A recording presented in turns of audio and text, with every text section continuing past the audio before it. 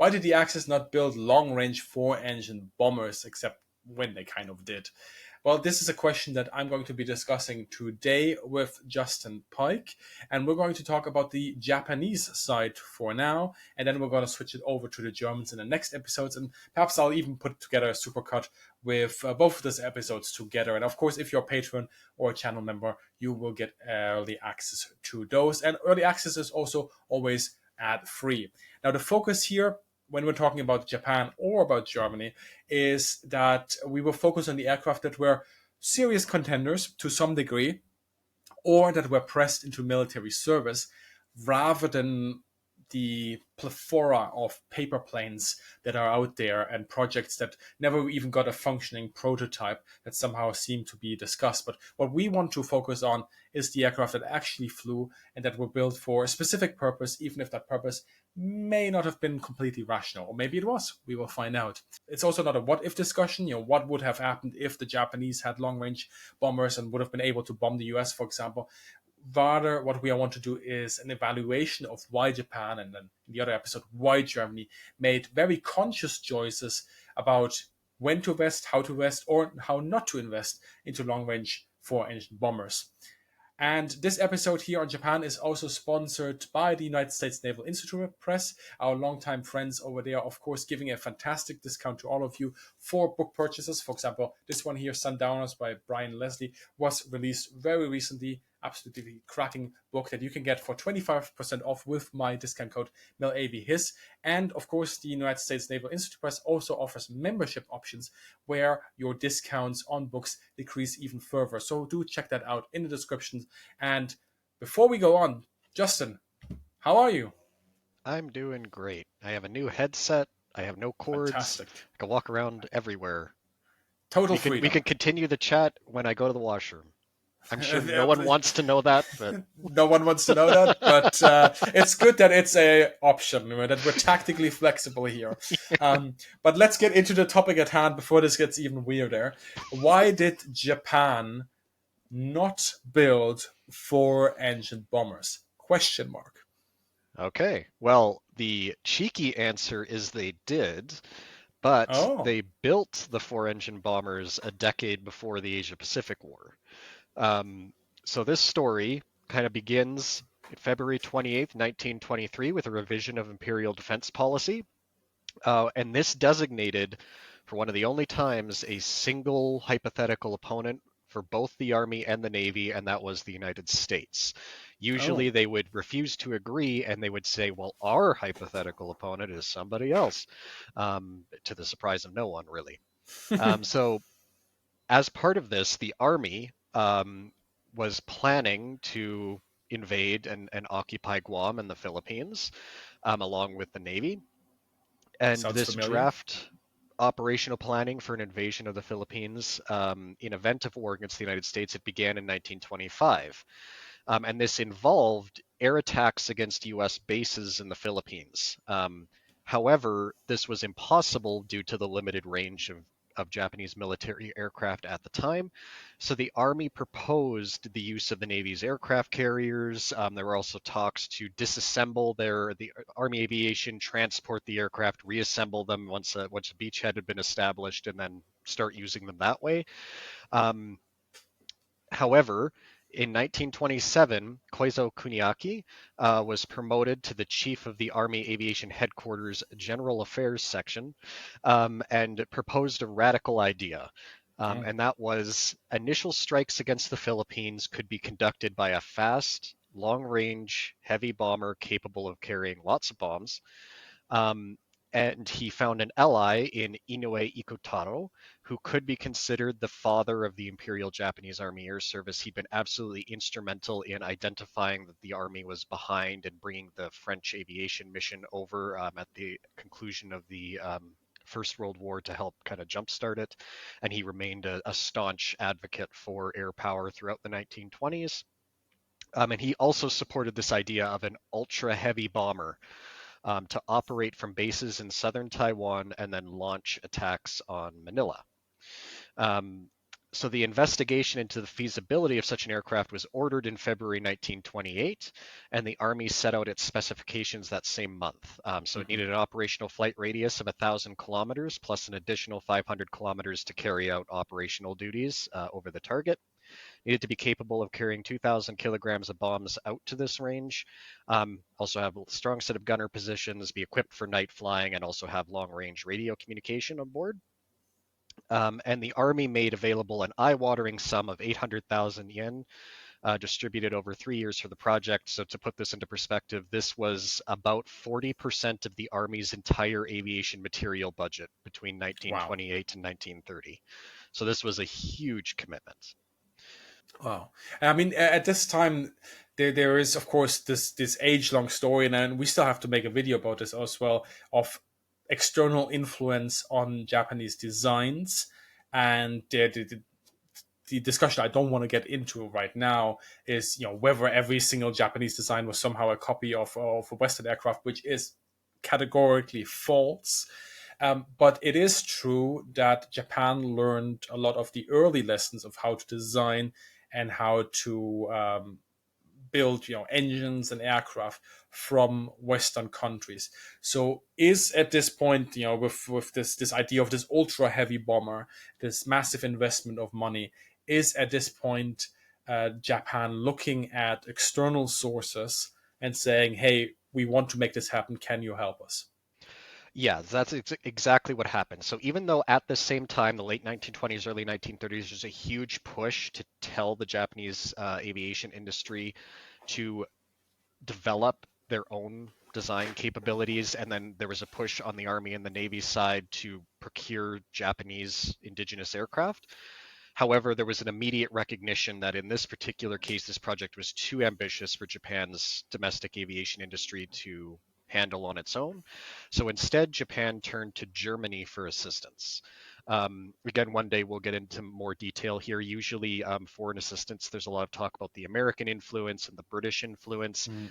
Honestly, of all of them, arguably the German is actually the most important, which might Mm-hmm. surprise some people.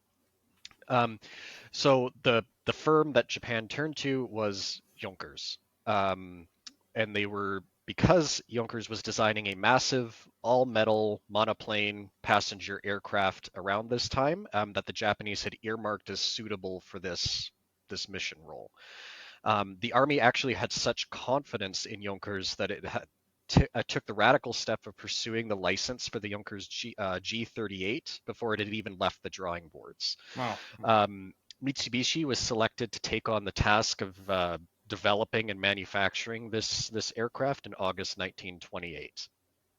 It's interesting to note, and the historian Jürgen Meltzer points this out, that Junkers was struggling in the late 1920s amidst the chaos of Weimar Germany.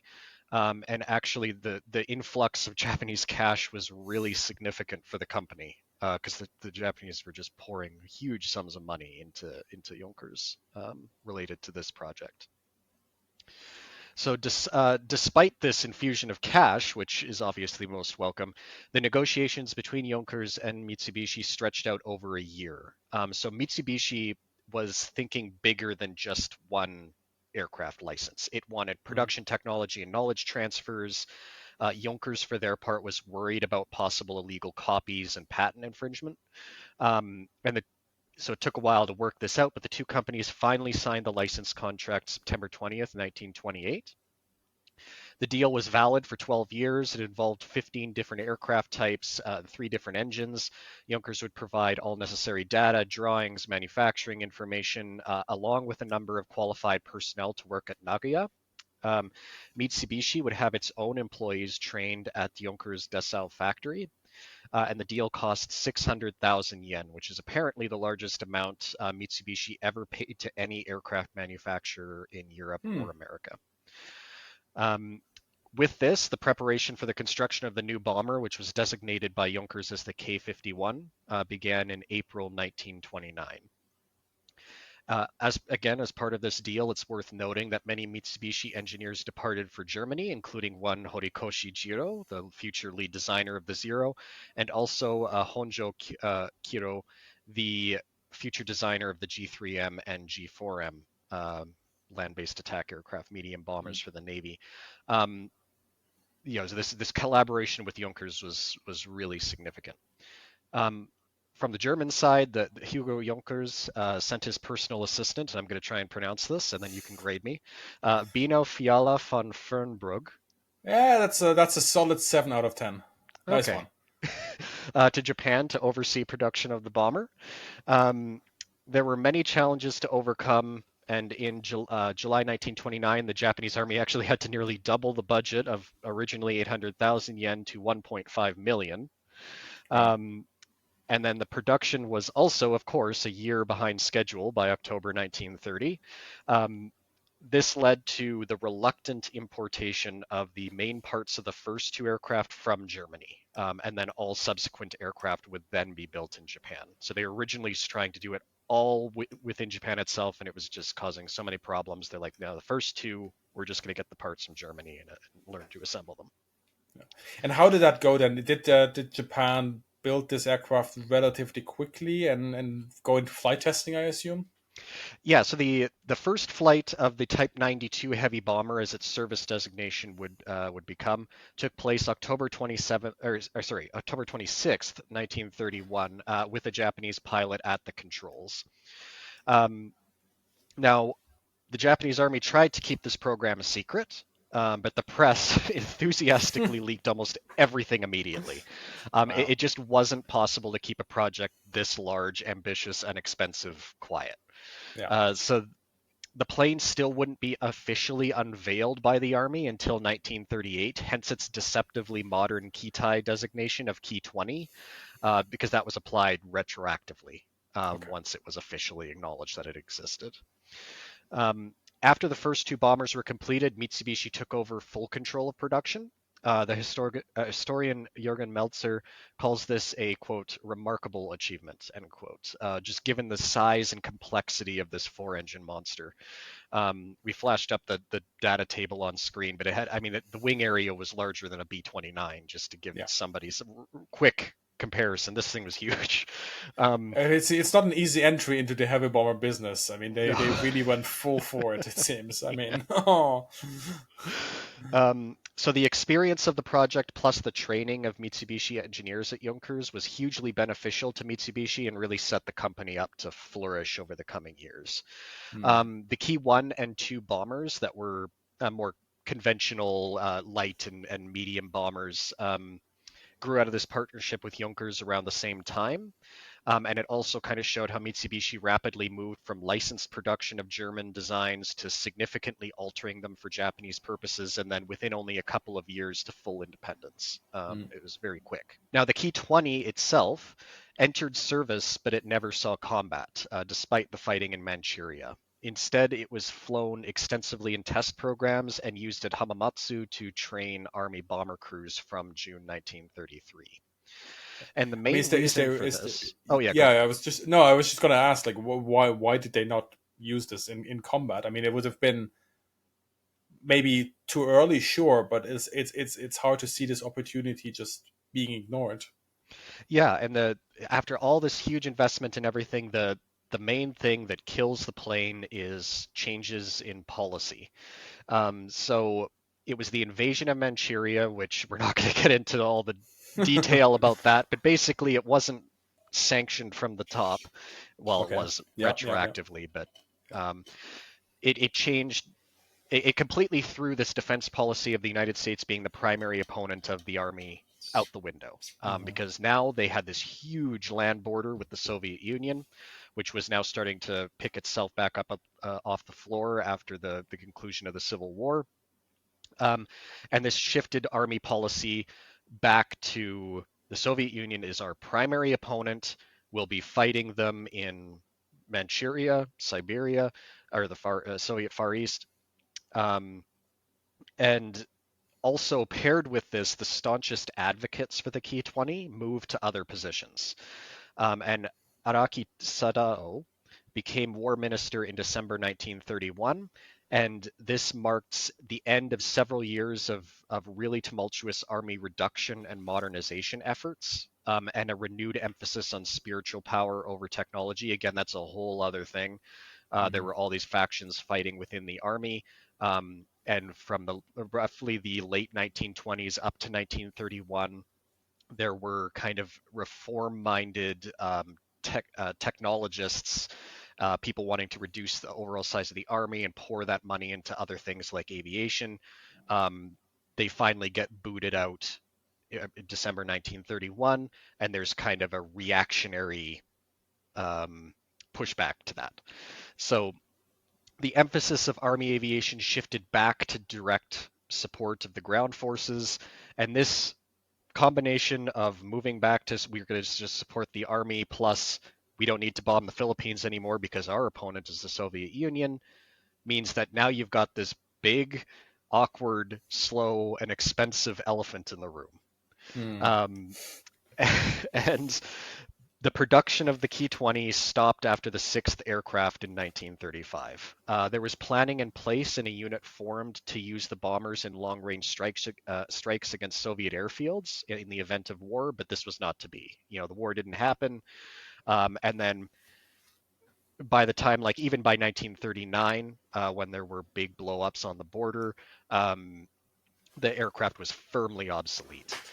They were seen publicly for the first time over Tokyo during a parade in January 1940, and then they were taken out of service soon after. They were just old, fundamentally a design from the late 1920s. So definitely well past its prime. Yeah, and at this point, when the aircraft is flying over the parade, are there any other Japanese aircraft that broadly fit into this category of a four-engine bomber? Mm-hmm. Yeah, so I'll rapidly run through the the storied list of Japanese four-engine bomber projects. Probably a little bit more obscure for some people than some of the German stuff or other four-engine bomber projects out there. Now, I am well aware, before you type that comment, that there were two successful Japanese four-engine aircraft projects that were very successful, the Kawanishi flying boats, the H6K and the H8K. Those are flying boats. They were used as bombers. They could be used as bombers, but we're not going to cover that here. Different aircraft category. So the first up is what I call the failure built on a failure. That is the G5N. For the Navy. So in 1938, the Japanese Navy began to envision a very long-range bomber, so between 5,500 kilometers and about 6,500 kilometers in a four-engine configuration. A decision was made to have Mitsui purchase the sole prototype and production license of the four-engine Douglas DC-4E transport on behalf of the Japanese Airways Company. The contract was signed in March 1938 at the staggering cost of 725,000 US dollars. Yes. And just to make this clear, because I had to look this up myself when you told me this is not the DC-4 that people may now think of. It is a completely different aircraft that, well, I'm not going to talk about the story, but did it ever go far? No. And that's where the failure built on a failure comes from. So shortly after its arrival in 1939, this DC-4E prototype was handed over to Nakajima, dismantled for study, and then the first prototype of the G5N1 made its first flight in December of that year. So actually pretty quick turnaround. Unfortunately for Nakajima, the DC-4E was a failed design already rejected by airlines back in the United States. It was just excessively complex and plagued with cost overruns from Douglas. And then Nakajima added their own design inexperience with aircraft of this size into the mix, which led to excessive weight increases. And then the intended engines also proved unreliable. And a re-engine to a more reliable type failed to solve the basic problem with the airframe. So it was just a big white elephant. The Japanese Army took a couple swings at salvaging the design with a couple more proposed re-engines, but again, the core problem remained the airframe, so none of them got anywhere. Despite this, 4 aircraft did make it into service with the more reliable engines as the G5N2L, designation for transport. I don't really know much about what they did during the war. Maybe they flew some transport flights around, but that's about it. But basically an irrelevant project as far as four-engine bombing is concerned. So, and this aircraft, I mean, this purchase seems to be a bit peculiar. Did Nakajima not make any sort of corporate information gathering about the design? Were they just completely inexperienced? Did they just see the first thing that sort of fit the bill and just put the money on the table? What happened here? Yeah, I have to assume that they just had such faith in Douglas, much like the Japanese army had done many years earlier with Junkers, where they Mm. purchased the design license for an aircraft that hadn't flown yet. Mm. And they did something fairly similar with this DC-4E. So this is probably a little bit better known, but the Japanese did get production licenses for both the DC-2 and the DC-3, which, of course, as we know, are outstanding aircraft. Yeah. And I kind of have a hunch that this was probably going through their Yeah. minds, like, Douglas can't miss, right? And then they buy Douglas's first miss. I mean, that's unlucky. That's just unlucky. Yeah. But I mean, if we continue then on this list of 4-engine bombers, which one would be the next one you would go to? So the next one that's probably most relevant would be what I call too late. So this is the Japanese Navy's requirement for a G4M replacement was Mm-hmm. considered too difficult to meet with the twin engine configuration. There was a G7M on the drawing boards that was twin engine. It was eventually canceled. The Navy instructed Nakajima to design a 4-engine land-based attack aircraft in February 1943. The specification was laid out in September of that year. I won't get into specifics here other than I do find it interesting that Nakajima apparently paid very close attention to ease of mass production Okay.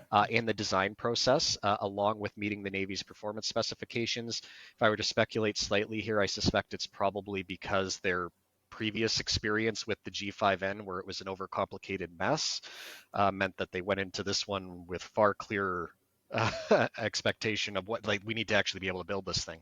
Mm. So the first prototype flew 23rd of October 1944, and then 3 additional prototypes were completed over the coming months.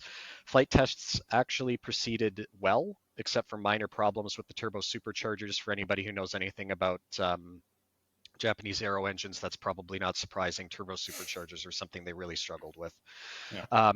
However, development was slowed by American air attacks, to put it mildly. I mean, they were literally there was a prototype destroyed on the ground by rampaging U.S. Navy aircraft. The program was canceled due to a shortage of light alloys and the prioritization of defensive aircraft like fighters instead. Gee, I wonder why. And then in the end, the G8N showed promise, but it came too late. So it was really nothing more than a technical curiosity. The Americans did flight test it post-war as well. It was a promising aircraft. The engines again were being a little funky and temperamental, but there was promise there. It's just too late. I know interruptions suck, but this one is for a good cause, and that is to put you closer in touch with fantastic books on the subjects that you love so dear, and that is of course military aviation, because you're watching this channel. The Naval Institute Press has been sponsoring the channel for many years. It's a fantastic partnership that has so many benefits for you, chiefly amongst them, of course, a 25% discount on all their book releases with the code MILAVHIS. Right now in September, yes, it's a bit early, but think ahead about Christmas. You want to get yourself or a loved one or a friend who's really into military aviation a book for Christmas? Well, this is the perfect time to pick that one up in advance and at a discount. And in fact, if you are really interested in this subject, you can also pick up a membership with the Naval Institute Press that brings additional benefits as well to you, including additional discounts. So check it out via the link in the description. And now back to the video. Did the Japanese ever go into this territory at the end of the war saying we want to have something that's similar to the B-29, where we can hit the islands that are now occupied by the Americans? Yeah, so this is where we could very quickly discuss some Wunderwaffe. So the Key 91 and the 8 out of 10, G10. by the way. My grade 10 German is paying off. Absolutely. So yeah, the Key 91 in very short is a rough B-29 equivalent, complete with a pressurized cabin and remote controlled gun turrets. Kawasaki was tasked by the Japanese Army to design it in May 1943. The prototype was partially completed when development was stopped by American bombing in February 1945. The factory was leveled and the tooling was destroyed. Okay. So again, I'll just make a quick note here because we're flashing some tables up. You can find more complete data on these two aircraft on the internet. I don't have the book that it's pulled from. It's not really the point of the video. Just that's why you'll see some unspecified stuff there that if you look elsewhere, you can find more Yeah. numbers. The other one is the G10N. This was Japan's ambitious project to build a bomber that could bomb the United States mainland from bases in Japan. It began as a private project of Nakajima in April 1943. Later that year, it became a joint project, actually, between the Japanese Navy and Army. The originally intended engines for it, 5,000 horsepower, 36-cylinder engines. I think they were twinned. Driving contra-rotating propellers. Yeah. That made it as far as the wooden mock-up stage. Instead, the design was scaled down to make use of the 2,500 horsepower, 18 cylinders Nakajima NK-11As. The project was under development at the war's end, remained on the drawing boards, so basically irrelevant. Could I just ask, this being a joint project with the Japanese Navy Army, do you have any information on whether this was done for budgetary reasons? So they were like, we will have to pool our resources here? I haven't seen anything specifically why this would have been the case, but that would probably be my hunch. The Japanese were kind of famous for not doing joint projects like this and producing, in many cases, redundant aircraft designs between the Army and the Navy. So I do think it's kind of interesting that they finally pooled their resources here. Although, of course, the Army was still pursuing the Key 91, which was less ambitious than this paper G10N, but still a very ambitious project in and of itself, which is probably part of the reason why a lot of these projects didn't get too far is you had both the Army and Navy already working with limited resources and then operating in parallel, which is not good. So where does this leave us now with the sort of 4-engine bomber designs? Are there any more of that, or was that it? Those are the main ones. There might be more that I just can't think of that are like just paper whatever. Yeah, but we said we wouldn't discuss those anyway. Yeah, so. yeah. Like the G10N is already like pipe dream. It's a wooden mock-up. So, I mean, that's pretty good. yeah, the engines were a wooden mock-up. The Key 91 had a full wooden model. Wow, just amazing, and about half a prototype. Wow. Yeah. That's exactly exemplary. Yeah. Yeah. So in summary, the Japanese aviation industry only produced two viable 4-engine bomber designs: the Key 20, 10 years earlier, and the G8N, which came too late to matter. So one that was obsolete before the start of the war, and one that arrived at the end of it to get strafed by U.S. Navy aircraft. So I would argue kind of the two primary reasons came down to doctrinal and strategic decision making. There wasn't a strong and consistent push in either armed service to create kind of a vast fleet of large 4-engine strategic bombers like there was in Britain or the United States. This made investments in such projects kind of sporadic, and in the case of the G8N, it came too late amidst a deteriorating war situation. There were technical challenges as well, particularly with engines, as ever. But I don't think these were insurmountable if there had been a concerted effort and resources had been there, particularly if the Japanese Army had kept their interest in 4-engine bombers from the late 1920s consistently. I think it's pretty safe to assume there would have been some kind of viable project. It's just they lost interest in it after trying once and kind of leaving it until partway through the war. So. I mean, now that we've talked about some of the designs, the question really is, was there any value in these bombers beyond the pure concepts that we've seen and for Japan? Because on the one hand side, you could say Japan is in a similar situation to Great Britain, that it's an island nation and it has to reach out to strike the targets on the ground, right? So that projection of air power really blends itself well to a strategic bomber force. but at the same time, what is it supposed to hit? Main areas that it wants to attack, first of all, in China, are probably not that industrialized as Germany's neighbors or Britain's neighbors, France's neighbors. And then also these islands, um, it probably doesn't blend itself well to basic four-engine bombers at all. Yeah. So in my opinion, the value of four-engine bombers for Japan is not as clear-cut as one would think. I actually had the pleasure of exchanging emails with the historian Osamu Tagia. He's written several books on Japanese air services over the years, and along with John Parshall as well. And he, in those emails, Sam, as Osamu Tagia goes by, he made several points I agree with. He cautioned against associating like a first-rate air power with air forces that manage to field vast fleets of four-engine strategic bombers as a very, as he put it, an Anglo-American outlook. Mm-hmm. He doesn't disagree with this view, I want to be clear, but he underlines that there are a lot of other factors that still need to be taken into consideration when we're tackling this question. And he also points out the obvious geographic context of Japan. Yeah. Basically, if you look at all the worthwhile industrial targets that you could bomb with a large fleet of four-engine bombers in East and Southeast Asia, they're almost exclusively Japanese. Mm-hmm. If you widen the target list to consider, area bombing of cities or bombing ports and stuff, the target list does expand by a bit, but there are questions there as to whether or not it's worth it. Now, I would also add that Japan had little trouble bombing many of these other targets with their twin-engine bombers, both the Mm-hmm. Army and the Navy. Sure, four-engine bombers could carry more ordnance out to a longer range, but if you look, for example, in the air war in China, where they do extensive strategic bombing or area bombing of cities, Chongqing and many other Chinese cities are leveled with twin-engine bombers alone. So it's really hard to argue that the inability of Japan to bring about a Chinese surrender by air attack was the fault of not having four-engine bombers to more effectively bounce rubble in Chongqing, Mm. basically. It was a broader problem that didn't have like an easy technological solution.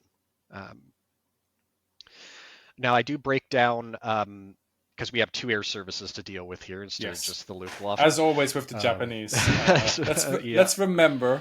Yes, there is the Zero and the G4M, but there's also which fly with the Navy, but there's also the Army. So, yeah. which one do you want to tackle first? We'll do the Navy first. So to Yeah. go through this really quickly, like what the Navy is doing. So attacking maritime targets with four-engine bombers is not ideal. Um, High-level horizontal bombing against shipping met with little success through the war, and large four-engine aircraft were ill-suited to making low-level attacks, where you needed a plane that was a little bit more nimble. Mm-hmm. You also ideally wanted more individual aircraft conducting attacks to maximize your Mm-hmm. chances of success.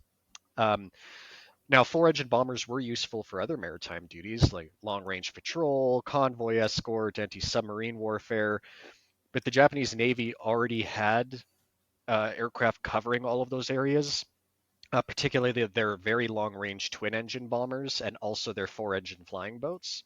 So it's not like those roles were unfulfilled. Mm-hmm. Um, Interestingly, the lead designer of the G4M had originally pushed for a four-engine configuration to meet the Navy's extreme range requirement, but was rudely shut down and instructed to use a twin-engine configuration. The story goes that he sketched out a four-engine design in the meeting, and the guy basically said, "Shut up and follow the Navy's requirement."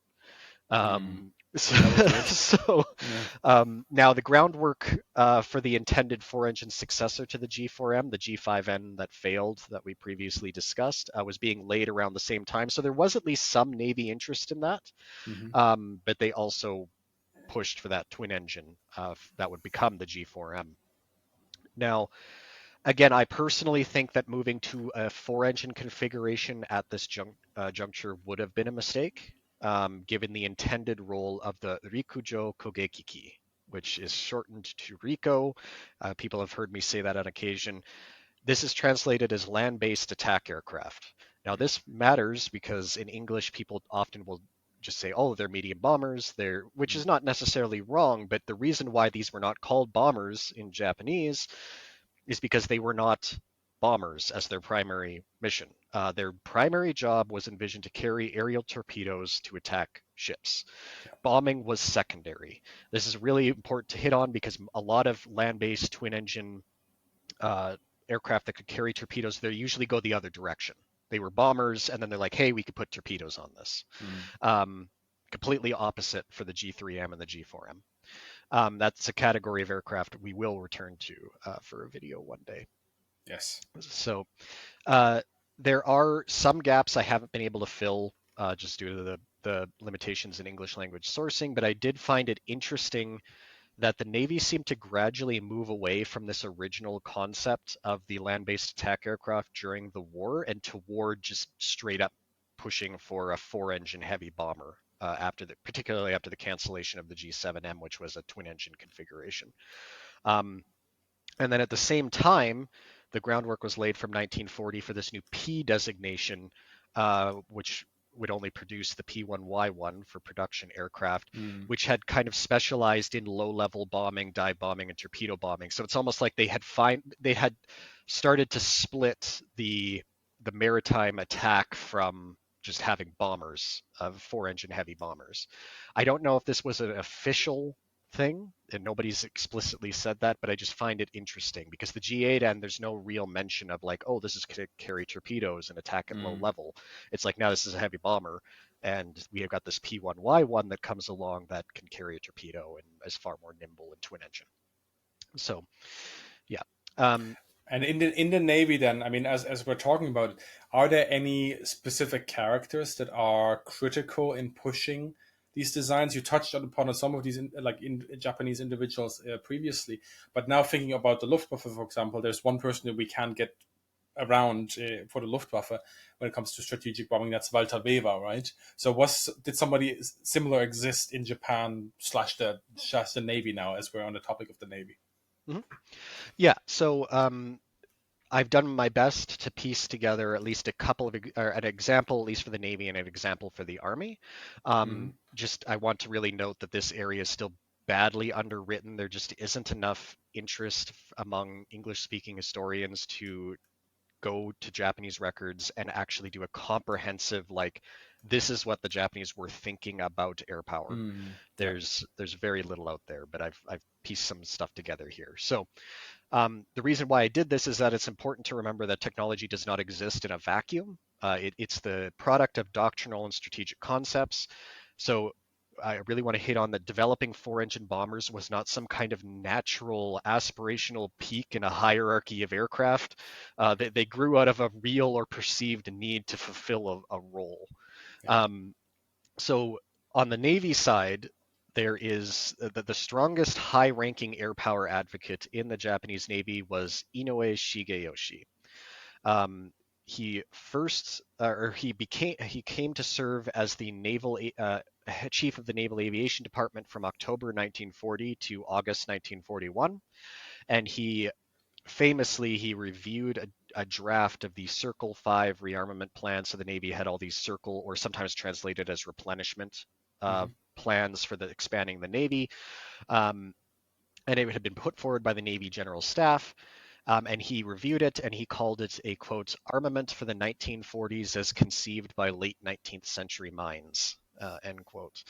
In fact, when he was sitting in a meeting reviewing this, he had such a fierce, exasperated outburst during discussions that were so intense the meeting just stopped. Like everyone just like, oh, we're done for the day. That's us out. Now Inoue didn't get the hint. So he literally went and he drafted a blistering and lengthy memorandum entitled, quote, a new theory on the rearmament plan, or on modern weapons procurement planning, just depending on translation. He formally submitted it to the Navy Minister on January 30th, 1941. And the historians Evans and Peattie note that the dry title did not reveal just how radical this document was. So in it, Inoue, who was also one of the few politically moderate high-ranking officers in the Navy, he methodically outlined the operational, strategic, and political folly of antagonizing the United States and Britain. Mm-hmm. He asserted that a war against the United States would be a protracted conflict where only Japan had the potential to be utterly ruined by overwhelming industrial might. He I twisted the dagger by saying the decisive battle long planned for by the Japanese Navy would likely never take place unless the United States was extremely reckless. He underlined the submarine threat and that they needed substantial anti-submarine warfare capability to protect their sea lines of communication. And then, where we come back in here, is he paired this with a radical vision of a navy focused on air power. Mm-hmm. Inoue argued that dominance over the Western Pacific would need to be established by air power first, prior to surface ships. He continued his argument by stating that land-based bombers and flying boats had matured and were the most potent force available to the Navy.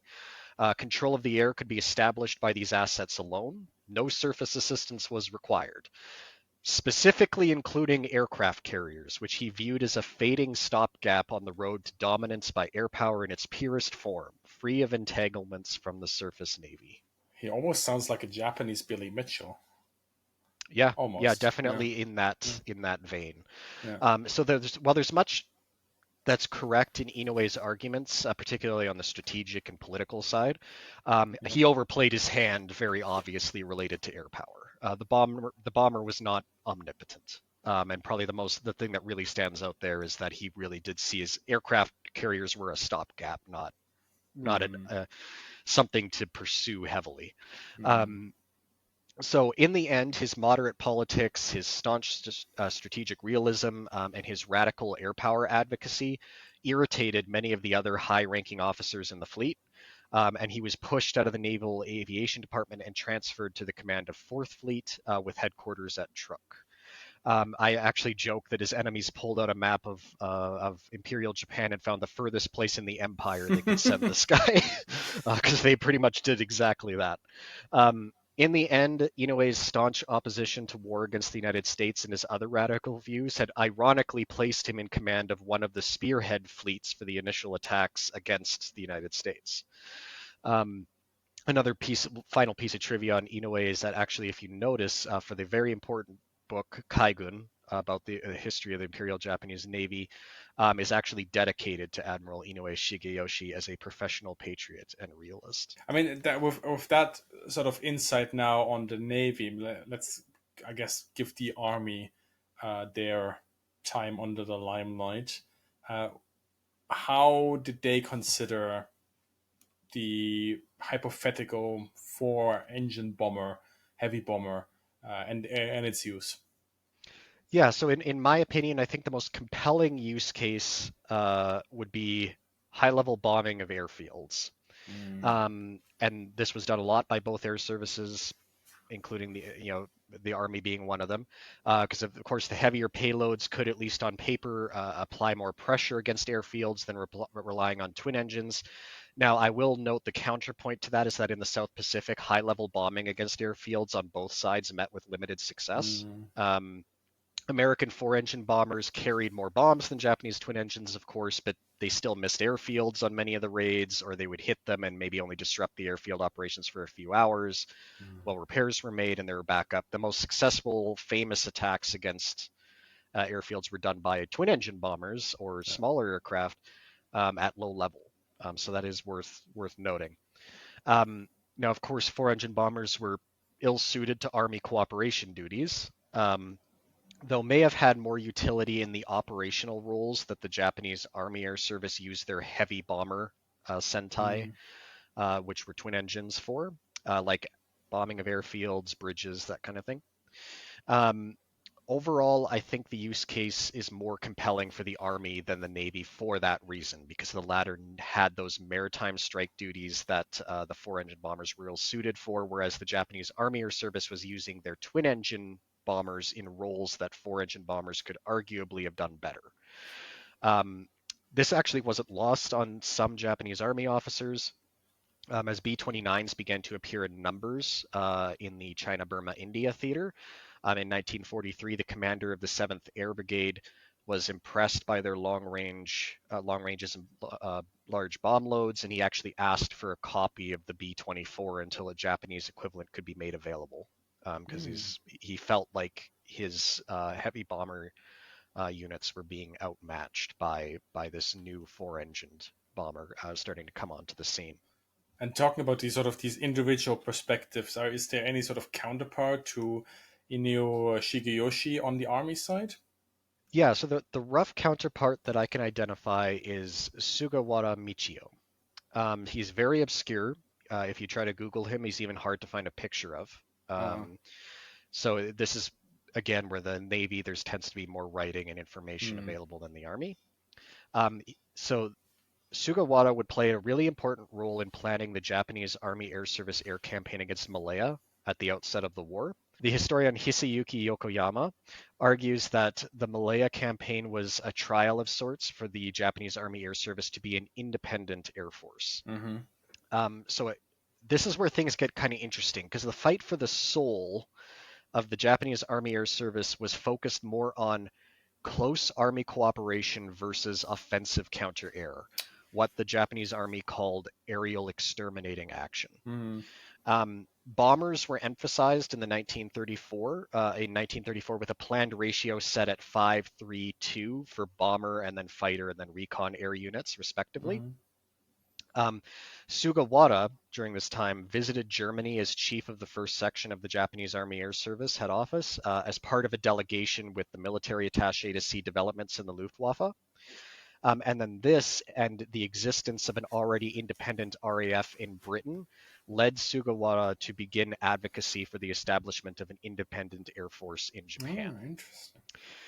As an aside, I haven't been able to see any naval officers who advocated for an independent air force because there seemed to be a recognition that an independent air force in Japan would be an army-dominated air force in all but name. Hmm. Sugawara pushed for aggressive raids at the outset of any war to destroy enemy air power in the air and on the ground, as opposed to tying the bulk of Japanese army air strength to close support of the army ground forces. Hmm. So I find it really interesting that Sugawara's advocacy for an independent air force and the debates within the Japanese Army Air Service were more about what operational role air power would play in support of the army, close or distant, not whether air power would win conflicts on its own with strategic bombing. There were some discussions of the latter, but pretty much always mentioned alongside Army cooperation. Higher ups in the Army were skeptical of aerial exterminating action, and as such, the Air Operation Essentials of 1940, so their doctrine, treated offensive counter-air and close cooperation with the ground forces as equal priorities, with the intended aim of undermining aerial exterminating action. Because, of course, structurally, generally speaking, these air units would be attached under like a given army, which means that Mm-hmm. ultimately the person ordering them around was an Army ground forces officer, so they could emphasize Army cooperation. That's actually really interesting and something I didn't know because it almost seems that there are certain parallels here to the Luftwaffe discussions, vast differences as well in the terms of what sort of missions were to be flown. And the Luftwaffe has less of an emphasis actually than Sugawara and Michio, I think, there with the close cooperation. But this idea of an OCA campaign, and that actually reminds me that I still have to make my Malaya video. Um, is very similar to how the Luftwaffe very much enshrines its doctrine, and it's very different again to allied countries that emphasize the heavy bombing aspect of an air war. So for different reasons, there both Axis countries basically coming to a somewhat similar conclusion compared to the Allies. That's there's maybe even a sort of a ideological or cultural or even a geopolitical reason for that in there somewhere that maybe we can dissect at some point. But you were mid flow there. Let's maybe talk about Malaya then. Did anything come from that of that exterminating action where they were like, oh, actually now we do need a big bomber? Yeah, so I won't go into a full history, of course, of the Malaya Air Campaign. We'll do that one day. Mm, But it's important to note, just because of this, the way the Air Operation Essentials of 1940 were undermined by Sugawara and like-minded officers.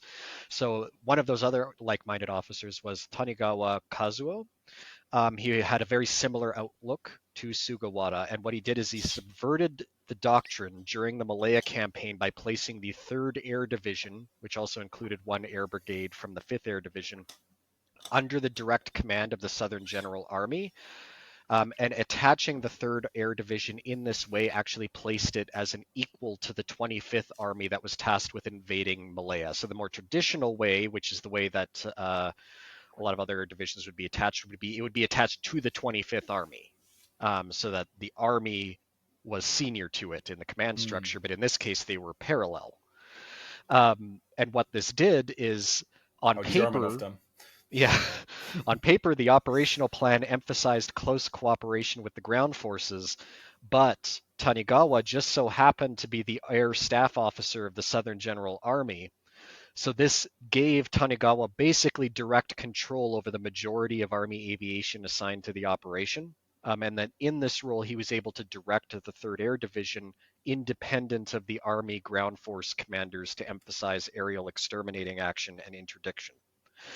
Now, Sugawara, for his part, always felt it was important to provide the Army ground forces with the support they needed, but he believed that ground force officers had a myopic understanding of what air power could accomplish. It was limited to what he called the quote reconnaissance era of the early 1920s, where basically if you couldn't see an aircraft doing something directly overhead, then they weren't doing anything of value. And that was something that really got under his skin. Now, Sugawara, interestingly, he was the commander of the 3rd Air Division during the campaign. He would go on to eventually lead the 6th Air Army by the end of the war. In the Malaya operation, he knew he couldn't really heavy-handed force his vision of air power from top down, and instead he delegated much of the decision making and he was more consulting with his air brigade commanders and establishing mutual understandings for what their missions would be, and there was some friction there. And after the campaign was over, Sugawara kind of lamented the fact that he hadn't been more forceful and that the campaign had been kind of disjointed for this reason, that there wasn't a fully coherent, unified vision of what the air aviation should be doing during the campaign. To wrap I up mean, Sugawara really quickly, apparently he was very reluctant to order suicide attacks for air units under his command by the end of the war.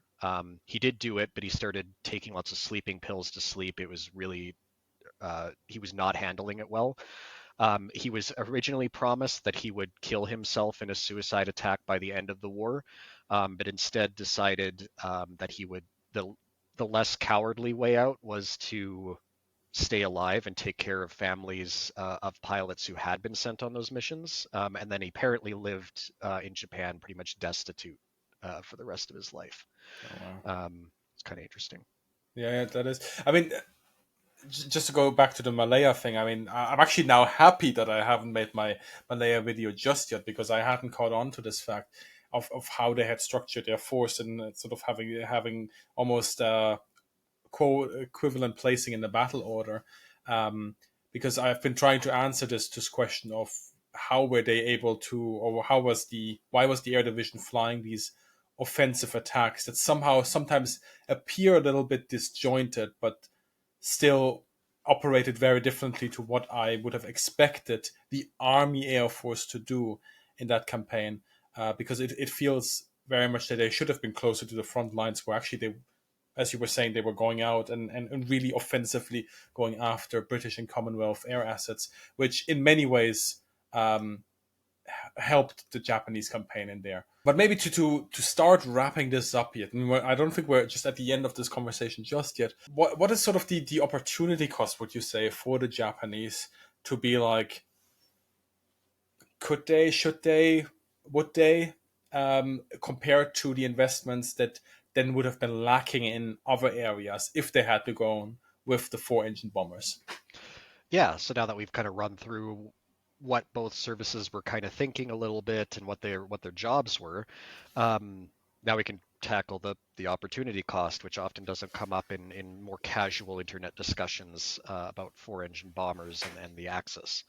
Now, of course, at its core, The Army aviation was supposed to cooperate with the ground forces. The Navy was supposed to cooperate with the surface fleet. And I don't think there's anything wrong with that. I've often seen people casually equate the lofty goals of air power advocates that were wanting to form an independent air force, or officers of already independent air services trying to garner further influence over other service branches, and equating this with some kind of universal truth on what air power is. There's nothing wrong with having an Army Air Force support the Army and a Navy Air Force support the Navy, despite the protestations of certain air power advocates who would think that any use of air power that wasn't trying to win a war independent of other service branches was wasteful. So I've established that the four-engine bombers had limitations in conducting many of the tasks that both the Army and the Navy Air Service had to undertake. And when four-engine bombers may have been better, I feel like the benefit would not have been decisive, like in bombing airfields, for example. And other aircraft categories were already doing these jobs. And then, of course, given a hypothetical large fleet of four-engine bombers, something else had to give. Resources are finite. So counterfactuals are slippery, which is why we're not going to go tumbling down that hill. But it's just something that has to be kept in mind, that four-engine bomber programs, they're expensive from research and development all the way through to basing and operations.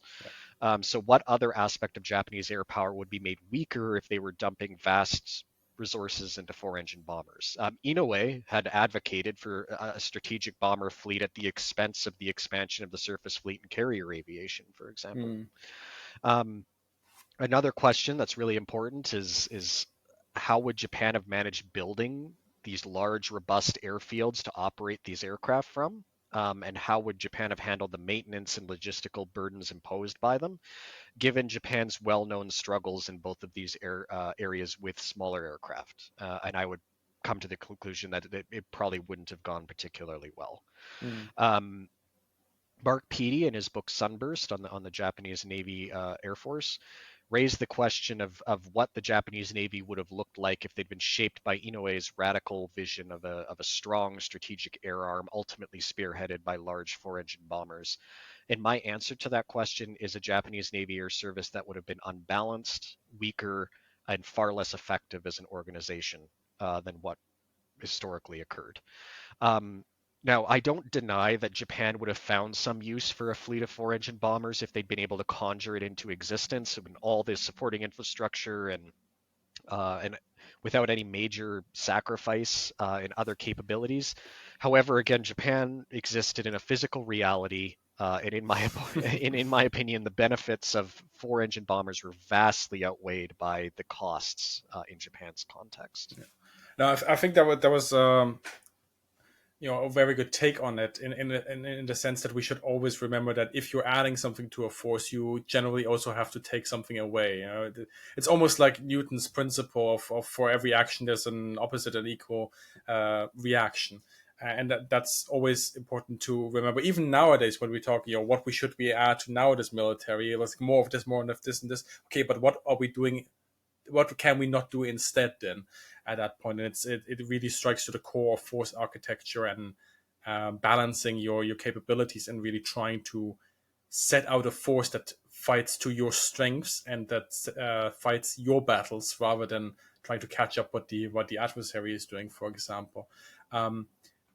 I think in my episode on the German four-engine bomber aspect, I'm also going to go more into sort of the supporting infrastructure and have some data on basing as well, and the costs that are associated with buying four-engine bombers compared to twin-engine counterparts or even fighters. But to conclude now on the Japanese, where does this leave us, would you say, on the grand scale of things? Yeah, so I'd like to say that four-engine bombers were a luxury of the wealthy. So bringing up the massive industrial might of the United States, and to a lesser extent the British Empire, cope about it in the comments, is cliche in discussions. You're Canadian, so you're part of it. So yeah, I'm part they of can't say anything. In discussions of the Second World War, it's almost cliche, but it's important. And what I want to underline here is not just production figures that people talk about a lot, but another great strength of American and British aviation industries, which was enormous breadth and depth. that a far weaker industrial power like Japan could not hope to match. Mm. Like if you think of a category of aircraft around during the Second World War, there's almost always one or more good to great American examples. The Americans had a vast fleet of four-engine bombers across multiple types, but they also had the research and production bandwidth to have plenty of successful medium bombers and fighters and transports and reconnaissance aircraft, and they were strong in all areas for the most part. Reconnaissance aircraft? The converted fighters are Yeah, serviceable. yeah, Yeah. night fighters? Yeah, Yeah, P-61. P-61. Yeah, well, you have to shut off some electrical systems to operate out of it. Yeah, no, this is going But into yeah, the nuances. yeah, No, it's you're absolutely right. Absolutely. no, yeah. Yeah, You could definitely split hairs. There's definitely yeah. some gaps there, but They were usually strong the in all gaps are areas. there. Yeah. They're basically strong in all areas. They have everything they need. Um, Japan, despite motioning toward four-engine bomber development, largely developed air power within its means. Hmm. So the Japanese aviation industry focused on aircraft categories that allowed its air power to fulfill its intended doctrinal roles. I Hmm. think that's something that can be simultaneously and rightfully noted as a weakness of its air power compared to a superpower like the United States, while also acknowledging that it wasn't some kind of mistake, that they weren't just trying to copy vastly more powerful Air Force. Yeah. Um, so I wouldn't put a lack of four-engine bombers in my list of why Japan lost the war. There's that kind of that allure of all country X needed to win a war was this one piece of technology. It would solve all their problems. It makes for great internet content, but it doesn't represent reality. There were so many more significant factors for why Japan ends up losing the war, why its air services fail. Um, at the very top of the list being a series of political and grand strategic blunders that result in Imperial Japan fighting most of the world in a pointless war of choice, including two of its strongest powers. Um, but I don't think four-engine bombers are really part of that consideration, in my opinion. Great, because with that conclusion, we have already concluded the German video as well, because it basically comes to the same outcome, but on a different trajectory, I guess. But Justin, thank you very much, and to everybody in the comments now, please also thank Justin for his time and for the research that he has put into this, and collaborating all these sources and then providing his own perspective on things as well. Patreons and channel members, thank you very much for your support. This makes it absolutely happen. And Justin, thank you very much for being here. Yeah, for sure. You could also put in the comments about how the reconnaissance converted P-38, I can't remember the designation of, was pretty good. And Chris is just wrong. Uh, Honestly, there is one thing that I think they didn't do that well, and that is reconnaissance aircraft. But you're That's going fair. from like yeah, the Focke-Wulf 189 is just it's probably the best reconnaissance aircraft of the war. But that's aside. Since we're on the Uh, topic, we'll never talk about this again, but I unironically think the best Japanese Army aircraft put into service was the Ki-46. It was a twin-engine high-altitude reconnaissance aircraft that no one cares about because it's just a reconnaissance aircraft, but it was Yeah, great. which is crazy, right? Because air power, it's so much about like collecting information, reconnaissance, and finding targets in the area, taking pictures, sending it back, having these pictures analyzed, having them sent to the bomber squadrons. Here you have to attack. This is where you drop your bombs and so on. It's so important, and it's like reconnaissance aircraft and trainers, and nobody cares about them. Like without trainers, you don't have an air force. Without a T6 Texan, you don't have P-51 pilots. But you put out a video on the Texan, nobody cares. Mm-hmm. Anyway, before this takes us down a completely different track, all of you in the comments watching, big thank you for being here. And as always, have a great day and see you in the sky.